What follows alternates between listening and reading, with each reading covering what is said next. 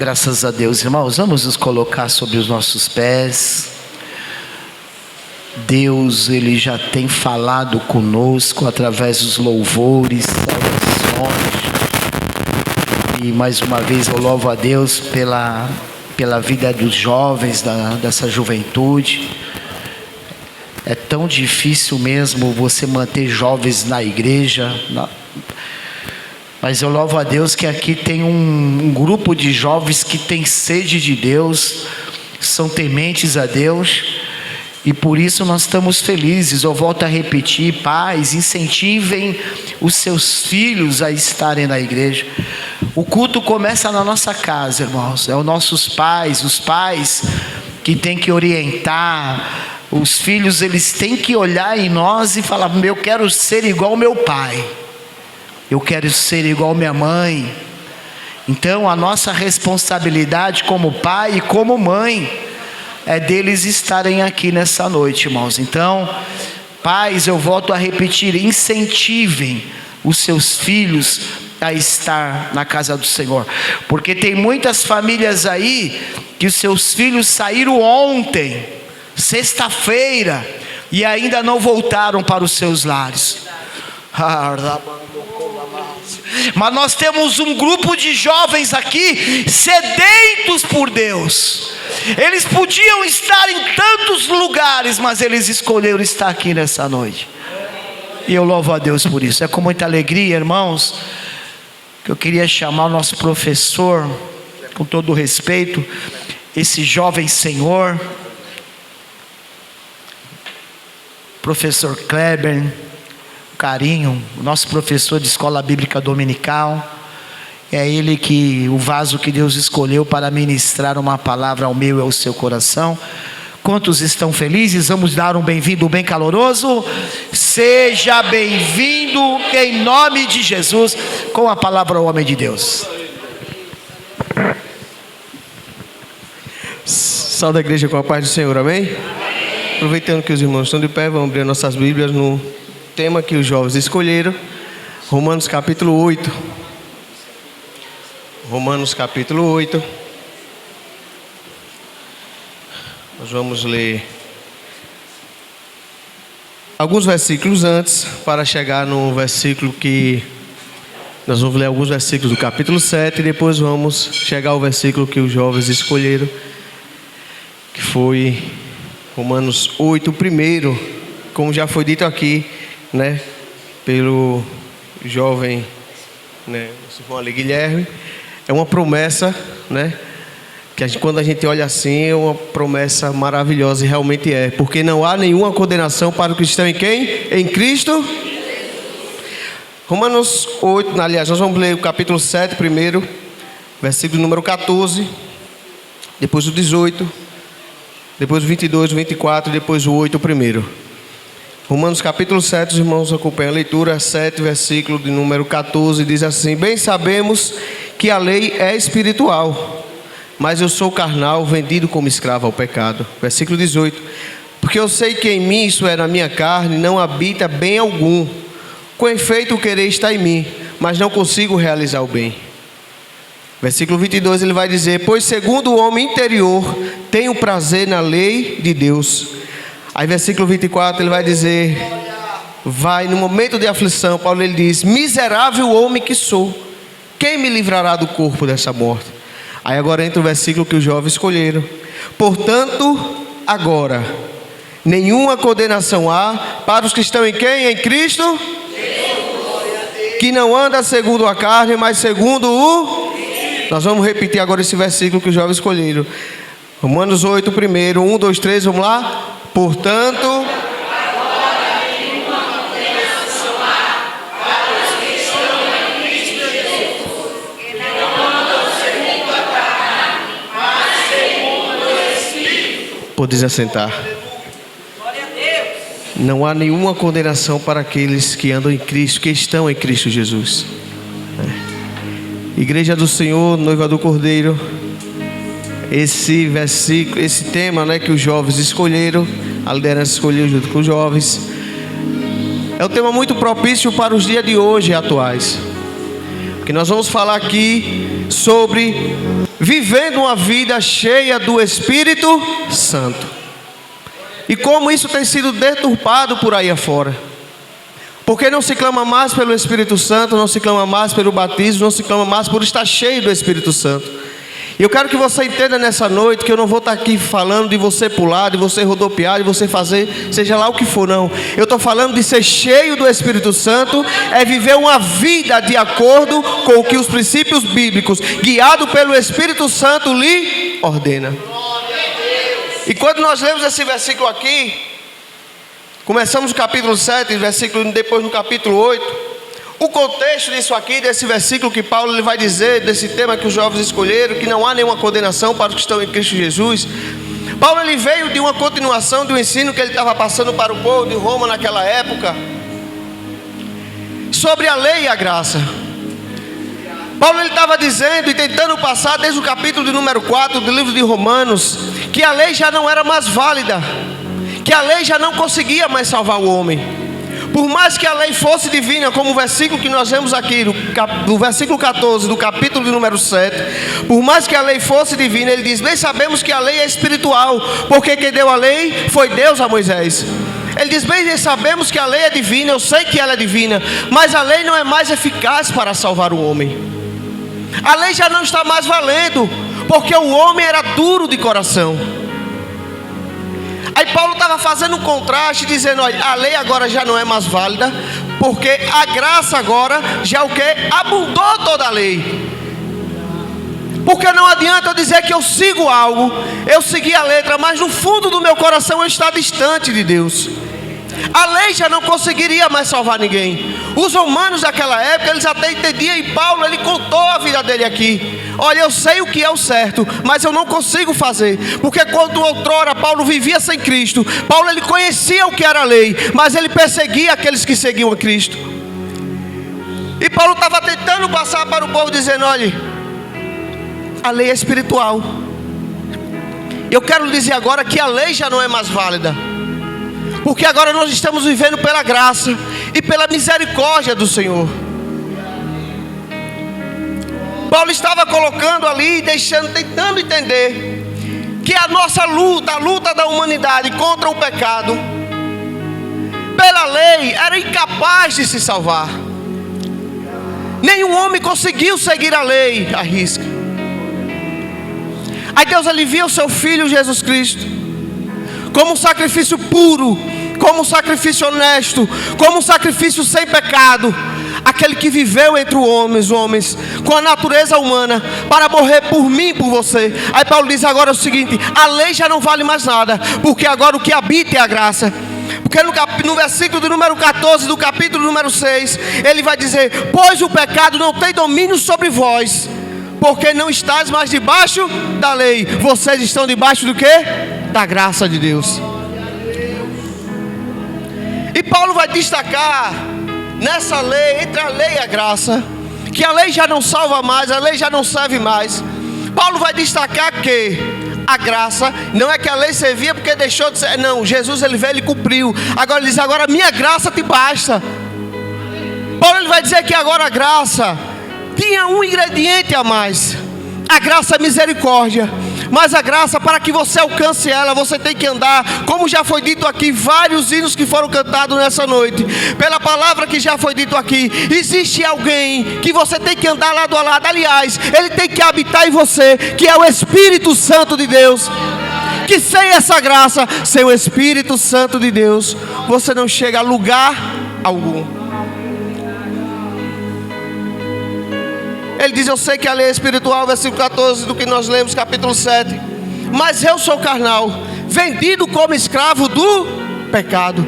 Ele disse: olha, a lei é espiritual, mas meu corpo foi vendido como escravo do pecado. Porque como a Bíblia diz, por um só homem entrou o pecado no mundo. Mas escute, por um só homem, puro e justo, entrou a salvação e a graça, que vai nos levar para o céu. Como já foi lido aqui por Manuel, a promessa que Abraão recebeu de um filho. Deus uma vez requis esse filho de Abraão, disse: olha Abraão, eu quero seu filho. Abraão foi lá oferecer sacrifício, e Deus o quê? Poupou a vida do filho de Abraão. Mas se nós formos folhear Romanos capítulo 8, versículo 32, ele vai dizer: aquele Deus que nem a seu próprio filho poupou. Não poupou por quê? Por amor de mim e por amor de você. Aí Paulo ele vai dizer, olha, versículo 18: eu sei que em mim, ou seja, na minha carne, na minha natureza humana. Isso aqui Paulo está dizendo que não adianta se você levantou a sua mão, se você aceitou a Jesus, se você se veste bem, se você canta, se você prega, se você fala bem, se você é eloquente. Isso aqui ele está dizendo que na sua carne habita um mal, que sempre vai querer te declinar a fazer o que é ruim.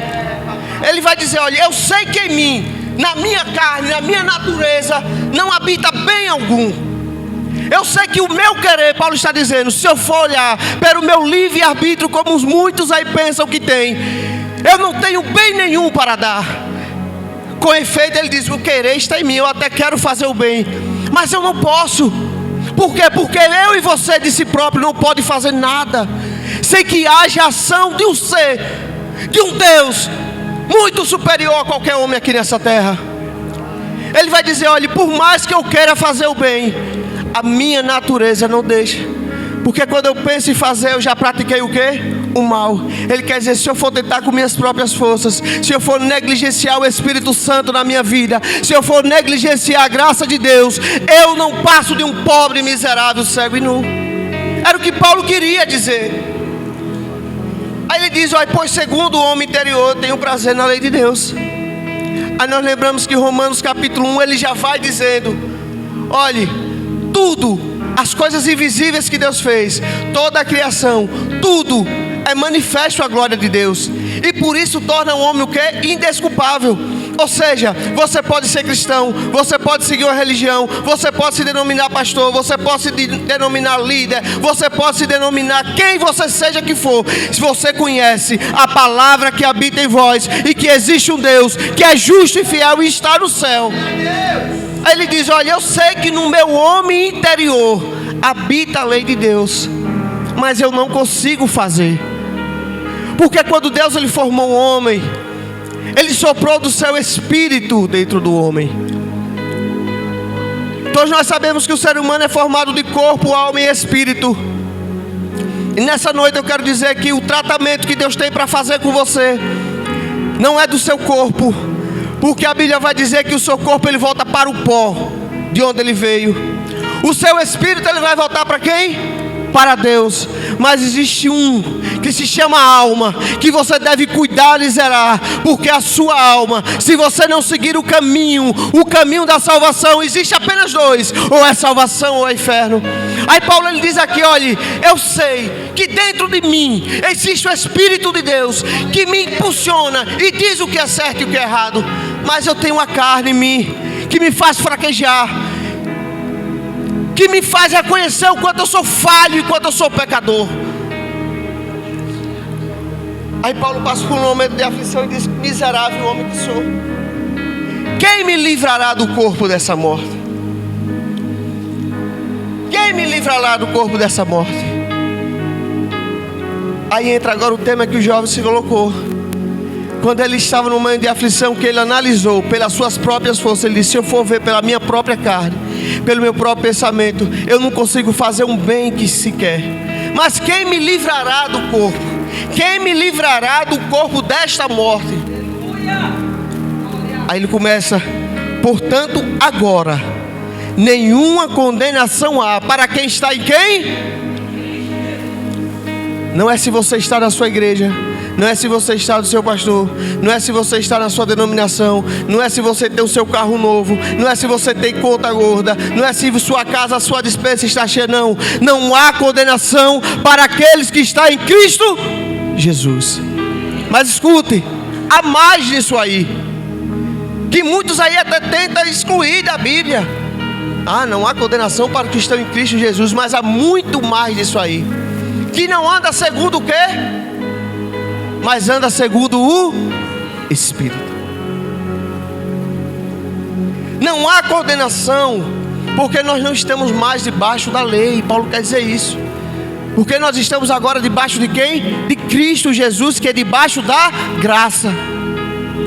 Mas escute, não para por aí, Porque a vida do crente, quando você se converte, você não se torna um super-homem, você não se torna uma super-mulher. O cerco começa a se fechar. Começa agora você combater dentro de você uma guerra espiritual que você por si próprio não vai conseguir vencer. Aí Paulo vai dizer: olha, se você andar segundo a carne, você vai morrer. Mas escute, não há condenação para aqueles que andam segundo o Espírito. Porque ele vai dizer, porque a lei do Espírito é só uma. A lei do Espírito é vida. É vida em quem? Em Cristo Jesus. É vida em Cristo Jesus. Pois o que era impossível à lei, aí Paulo começa a explicar agora. Olha, vocês acham que a lei vai te salvar? Vocês acham que a sua leitura, porque você estuda, porque você tem nomenclatura, você é algo na sociedade, você acha que isso lhe salva? Isso não vai te levar para o céu. Ele vai dizer aqui, versículo número 3: pois o que era impossível à lei, o que foi que aconteceu? Deus o fez possível. Fazendo o quê? Enviando o seu Filho em semelhança do homem pecador, como oferta pelo pecado. Paulo mais na frente, em Filipenses capítulo 2, versículo 5, Paulo ele vai dizer: de sorte que haja em vós o mesmo sentimento, ou seja, de sorte que haja em vós o mesmo espírito, o mesmo amor, tudo que houve também em Cristo Jesus, que sendo em forma de Deus, não teve por usurpação ser igual a Deus, mas se esvaziou a si mesmo, tornando forma de servo, fazendo-se semelhante aos homens. Ele abdicou da sua glória, e o que era impossível para a lei, agora a graça abriu as portas. Você tem acesso à salvação. Mas quando você aceita Jesus Cristo, não basta só você levantar a sua mão e dizer: eu quero seguir por sua própria vontade. É o que Paulo aqui ele vai nos dizer no versículo número 5 e versículo número 6, que há duas formas de viver e pensar, e o que eu quero falar com a igreja hoje. Ele vai dizer: olhe, os que vivem segundo a carne e os que vivem segundo o Espírito. Há duas formas de você viver e de você pensar. E eu vou lhe dizer algo aqui: você não pode misturar essas formas, são água e óleo, não se mistura. Você não pode cochilar em dois pensamentos, porque você já viu que lá em Apocalipse ele vai dizer que nem gosta de quem é morno. Não cochile em dois pensamentos, que ele vomita, ele tem nojo. Aqui ele vai dizer que há duas formas de você viver, você escolher, jovens, igreja do Senhor. Ou você vive em uma mentalidade carnal, ou você vive em uma mentalidade do Espírito. E o que é viver em uma mentalidade carnal? É estar sob a influência dos desejos pecaminosos. É viver de forma egoísta. É viver de acordo com suas inclinações pecaminosas. É viver nos seus prazeres temporais. É porque você acha que você está dentro da sua casa, dentro do seu quarto, no seu carro, ou se você está em outra cidade, o pecado que você cometer, seu pastor não pode ver, o líder não pode ver, a sociedade, sua família não pode ver, mas o Deus Todo-Poderoso ele vê. Viver em uma mentalidade carnal é viver no seu bel prazer, como o povo de Noé vivia, como o povo de Sodoma vivia. Tudo era certo para eles. O que vale é o que eu penso, o que vale é o que eu quero. Não é fácil viver uma vida de mentalidade do Espírito, porque a mentalidade carnal, ele traz prazer, mas prazer que é momentâneo. A mentalidade carnal, ele traz tudo o que é bom, mas o que é momentâneo, o que Jonathan disse aqui, passa final de semana todo enchendo a cara na droga, na bebida, na farra, com falsos amigos, porque o melhor amigo só tem um, que é Deus. Mas quando chega na segunda-feira, coloca a cabeça no travesseiro, a depressão vem, a ansiedade vem, aí quer se matar, quer pular da ponte, quer fazer o que for, porque está numa mentalidade carnal. Até confessou a Cristo como seu Senhor, mas não tem dentro de si o Espírito Santo, aquele que guia, aquele que conforta, aquele que te leva, te ajuda a chegar ao céu. Paulo disse: olha, vocês têm que decidir o que vocês querem. Se vocês querem viver, versículo 5, uma mentalidade carnal, é aquela que se inclina para as coisas da carne. É melhor para mim o meu eu, Eu não preciso renunciar. A mentalidade carnal, você não precisa e você não deve nada a ninguém, porque você vive da forma que você quer viver. As suas paixões, as paixões que é do homem, o desejo carnal do homem lhe controla muito facilmente quando você vive numa mentalidade carnal. Mas escute, quem vive numa mentalidade carnal tem uma consequência. Que consequência é essa? Versículo número 7, ele vai dizer: a inclinação da carne é inimizade contra Deus. E Tiago, ele vai dizer: não sabeis vós que se vocês querem ser amigo do mundo, vocês se constituem inimigo de Deus. Ele vai dizer: olha, a inclinação para a mentalidade da carne, para a minha mentalidade carnal, vai me afastar de Deus. Eu não serei mais amigo de Deus. E se você for ler o versículo número 8, ele vai dizer: e os que estão nessa mentalidade não podem agradar a Deus. Pode estar no púlpito, pode estar na liderança, pode estar sentado na igreja, levantar a mão, chorar dia de domingo, segunda, terça, o que for, mas quem está na mentalidade carnal não agrada a Deus, porque não tem o Espírito Santo na sua vida. Mas aí existe agora o contraste que Paulo vai dizer. Paulo disse agora, veja só: não há condenação para os que estão em Cristo, que não anda segundo a carne, mas segundo o Espírito. Quem anda na mentalidade carnal está fadado ao fracasso. Mas quem anda na mentalidade do Espírito, ele vai dizer o quê? Quem anda na mentalidade do Espírito se inclina para as coisas que são do Espírito. E o que é se inclinar para as coisas que são do Espírito? A mais difícil que é renunciar o nosso próprio eu. É viver conforme os preceitos de Deus. É não se importar com o valor que a minha ou a sua vida tende a ter, porque a nossa vida é nada. Tiago, ele disse isso: nossa vida é nada, é um vaporzinho de tempo que hoje tem, amanhã já não existe mais. A mentalidade do Espírito se inclina para as coisas que são do Espírito. E a mentalidade do Espírito não traz consequências, ele traz benefício. Versículo de número 7, versículo número 6. Porque a inclinação do Espírito, quem tem mentalidade do Espírito, traz o quê? Vida e paz. Quem tem uma mentalidade espiritual, traz vida e paz.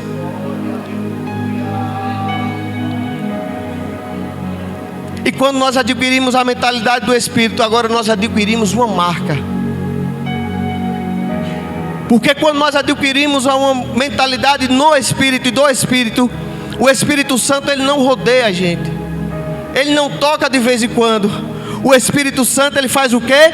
Ele habita em nossos corações. Porque veja só, a promessa, ele se estende, não é só vida e paz. Porque quem habita no Espírito, ele vai dizer: vós porém que estáis no Espírito, e se o Espírito daqueles que dentre os mortos ressuscitou Jesus Cristo habita em vós, que Espírito é esse? É o Espírito Santo de Deus. Se Ele habita em vós, você sabe o que nós nos tornamos? Nos tornamos filhos de Deus. E Ele nos dá um espírito de quê? De adoção. O Espírito, mentalidade de Espírito, ele traz vida, ele traz paz e nos torna filhos de Deus, herdeiros de Deus e co-herdeiros de Cristo. Se somos co-herdeiros de Cristo, somos co-herdeiros da sua glória eterna que ele nos prometeu. Mas Paulo, ele sabia que depois que ele dissesse essa palavra aqui, ele tinha que dizer algo: olha, não se iluda. Por mais que o Espírito de Deus habita em vós, aqui nesse mundo é aflição. Aí ele começa agora a confortar. Disse: olha, se você andar na carne, nem escute isso aqui, porque não é para quem anda na carne com mentalidade carnal, mas aquele que anda em espírito. Ele começa no capítulo, versículo 18, dizendo: porque eu estou certo que quem anda no espírito, que tem mentalidade do espírito, e o espírito habita nele, que as aflições desse tempo não se podem comparar com a glória que há de ser revelada. Aí Paulo, ele diz: olha, porque a criação tem uma grande expectativa. A criação, ela tem uma grande expectativa na revelação dos filhos de Deus. Porque eles dizem aqui ainda que toda a criação geme com dores de partos até hoje. E Paulo diz: e nós também gememos, aguardando o quê? A redenção do nosso corpo. Porque Paulo sabia: enquanto eu estiver nesse corpo aqui, que foi fadado ao fracasso, que fracassou, melhor dizendo, que Deus fez um corpo perfeito, o homem fracassou. Enquanto estivermos no nosso corpo, nós temos a inclinação para o pecado. Mas quando nós estamos no Espírito, o Espírito ele nos vivifica, o Espírito ele nos fortalece e o Espírito ele nos guia. Aí ele diz: eu estou certo que as aflições é grande, mas eu tenho uma promessa que é a redenção do nosso corpo. Mas enquanto eu estou nessa terra, escute, jovens, que eu quero dizer para você aqui nessa noite: que não se clama mais pelo Espírito Santo, não quer mais revestimento do Espírito Santo, não se busca mais o Espírito Santo, se busca tantas coisas. Eu digo porque eu também já busquei, já fui rebelde, né? Não dizendo que existe, mas tem pessoas que também seguem isso. Se busca um relacionamento, se busca algo profissional, se busca algo educacional nesse mundo, se busca uma glória nesse mundo, mas aquele que pode nos guiar, aquele que nos traz as nossas ferramentas de batalha, nossas armaduras espirituais, não buscamos mais. Se busca um corpo perfeito, mas o Espírito Santo foi deixado de lado. Escute, e nesse tempo tão tenebroso e tão difícil que está, Paulo vai dizer que existe um que nos ajuda nas nossas fraquezas. Ele vai dizer quem é? O Espírito Santo. Aquele que mesmo quando eu e você não sabemos como pedir a Deus, Paulo está dizendo aqui no versículo 26, da mesma maneira o Espírito nos ajuda em nossas fraquezas. Não sabemos o que havemos de pedir como convém, porque muitas das vezes o pecado assolou na nossa porta. E você sabe muito bem o que eu estou dizendo. Muitas vezes dentro do seu quarto, muitas vezes no seu andar na rua, muitas vezes na sua faculdade, no seu colégio, no seu trabalho, o pecado tem batido na sua porta. E você não tem nem como dizer não, porque o Espírito Santo está distante de você. Mas escute, há um Espírito, e Ele é vivo, Ele não é uma energia como muitas dizem. Ele é Deus, que Ele nos ajuda nas nossas fraquezas. E Paulo ele diz aqui, mesmo quando não sabemos como pedir, porque quando às vezes a voz embarga, o choro ele vem, a voz não consegue sair, não conseguimos mais falar, nos ajuda, e Ele intercede por nós com gemidos e quê? Inexprimíveis. Quando você tem esse Espírito de Deus, quando você tem esse Espírito Santo habitando na sua vida, aí agora vem toda a promessa que todo mundo gosta de ler o versículo e dizer: se Deus é por nós, quem será contra nós? Mas escute, para chegar nisso aqui, você tem que andar no quê? Em novidade de vida, como já foi dito aqui. E quem pode trazer novidade de vida é quem? O Espírito Santo de Deus, através da graça e do sacrifício de Cristo Jesus na cruz do Calvário. E quando você estiver em novidade de vida, com o Espírito Santo na sua casa e na sua vida, escute, aí entra: se Deus é com você, porque o Espírito habita em vós, e se o Espírito habita em vós, quem será contra vós? E se o Espírito habita em vós, quem fará alguma acusação contra os escolhidos de Deus? Aí Paulo continua: se o Espírito habita em vós, quem pode vos condenar? Se o Espírito habita em vós, quem pode separar do amor de Deus? Aí Paulo ele vai responder da forma mais sublime e bonita que existe. Ele vai dizer: olha, se você tem o Espírito de Deus, se o Espírito Santo habita em vós, se você é morada do Espírito Santo, ele vai dizer que nem a morte, nem a vida, nem os anjos, nem os principados, nem potestades, nem presente, nem porvir, nem altura, nem profundidade, nem alguma outra criatura pode te separar do amor de Deus, Pai.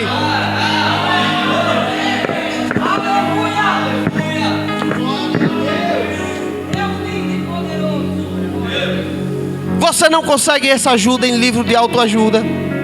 Você não consegue essa ajuda indo para psicólogo. Psicólogo é bom para a sua vida emocional. Aqui escuta, eu estou falando de vida espiritual. Você não consegue essa ajuda procurando no Google, não. Buscai ao Senhor enquanto se pode achar. O Espírito Santo, Ele está aqui nessa terra. Ele quer habitar na minha e na sua vida. Mas enquanto eu e você não se dispuser a Ele habitar em nós, iremos fracassar. Porque o nosso corpo, a nossa mentalidade carnal é dedicada a fazer o mal. Um vacilo que for, sem o Espírito Santo da nossa vida, nós estamos fraquejando e caindo. E aí nós entramos dentro do nosso quarto, nós choramos, nós pedimos a Deus forças, nós dizemos: Senhor, eu não consigo. Mas escute, precisa que você dê um passo a Cristo. Como? Com o Espírito Santo habitando na sua vida. Levantar a mão e dizer: aceito Jesus Cristo é fácil. Agora, fazer morada para que o Espírito Santo habite em vós não é coisa de fácil. Mas escute, quando você clama, Ele vem. Porque Jesus, Ele deu o segredo. Ele disse: olha, você vai para Jerusalém e comece a clamar. Ele não deu tempo, Ele não deu época, Ele não deu horário. Ele disse: vai lá e comece a clamar, vai lá e buscar em Jerusalém. E foi como um vento forte e impetuoso. Escuta, eu não estou falando em línguas estranhas. Línguas estranhas são sinais, são evidências, é válida. Mas eu estou falando de vida cheia do Espírito Santo. É você andar no Espírito, viver no Espírito, falar no Espírito. Você viver em harmonia com o Espírito Santo. É você saber que o Espírito Santo, Ele não tem que ser seu amigo para andar de mão dada, não. Ele tem que habitar em vós. Porque quando Ele habita em você, aí o pecado já não tem mais vez. Quando o Espírito Santo habita em vós, o pecado já não tem mais vez. E eu quero que você fique de pé com a permissão do pastor. E nós vamos adorar o Senhor.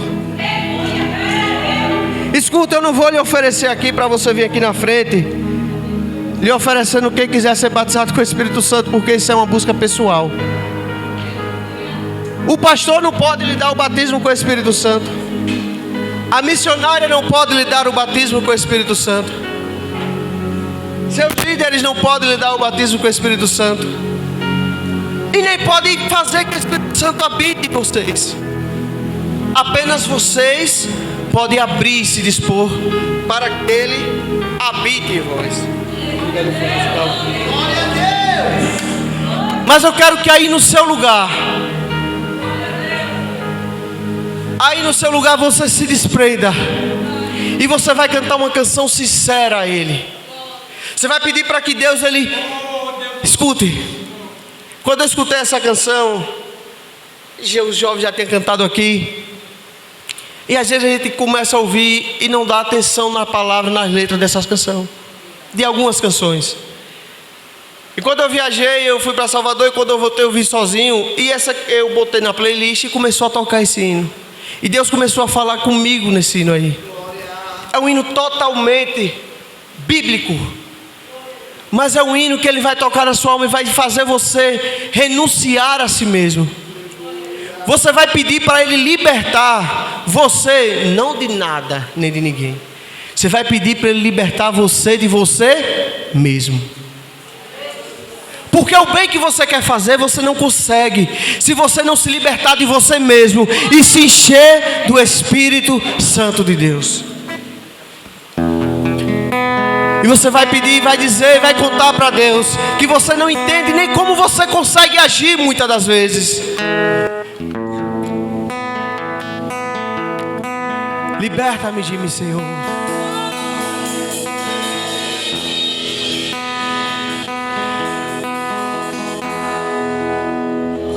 Louve a Deus. Não entendo o meu próprio agir. Diga: sem tua graça, Senhor. A graça que transforma.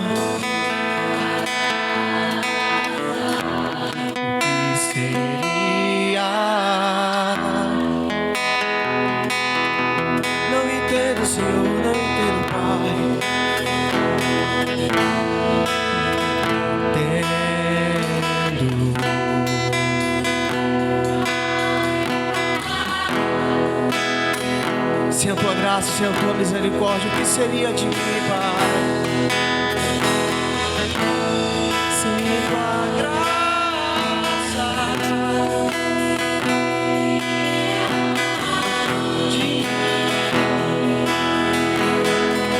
pois o bem,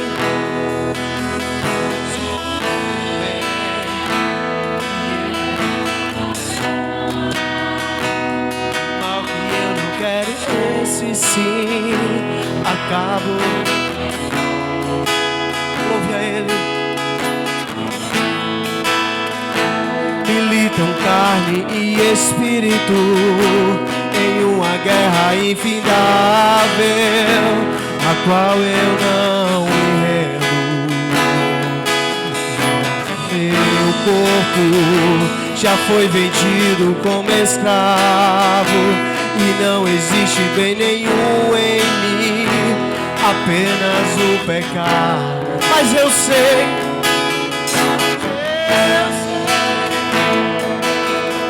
ao meu interior tenho prazer na sua lei. Tu és o meu. Diga então, liberta-me de mim. Então liberta-me de mim. Se o Senhor estiver aqui, eu sei, eu venço o pecado. Então enche-me de ti, até que não haja mais espaço. Pois quando estou em tua presença, o meu viver é tão. Então liberta-me de mim, então liberta-me de mim, Senhor. Eu quero ser a tua casa, Pai.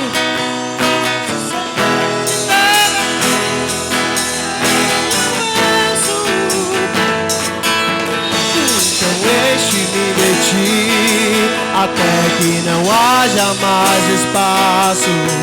Pois quando estou em tua presença, o meu viver é transformado. Que eu possa ser, aleluia, a tua vontade, Pai.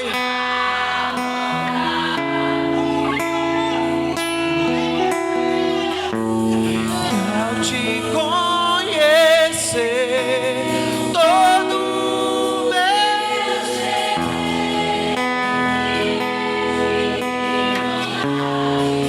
e reina, e reina, e reina. O Espírito sobre a carne, reina o Espírito e reina, declare.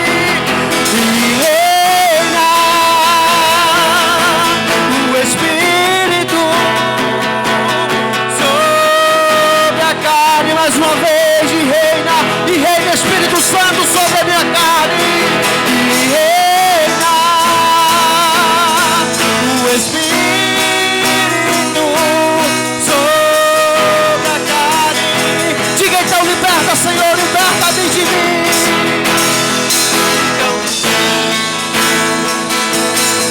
Eu quero ser a sua casa.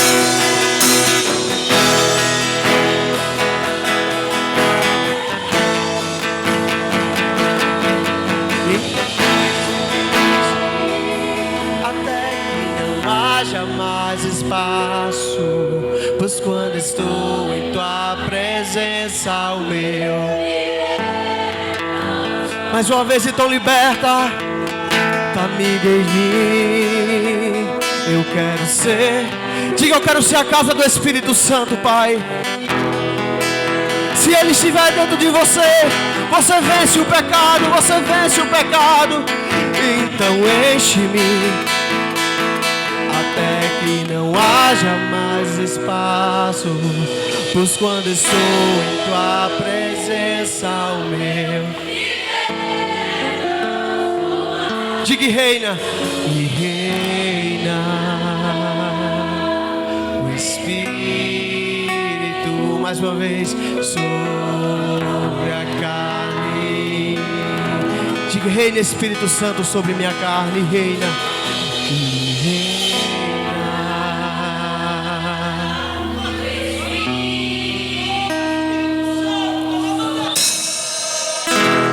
Você pode glorificar ao Rei Jesus que está nos céus, amém?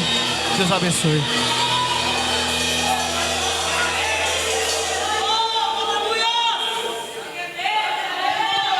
Oh, aleluia.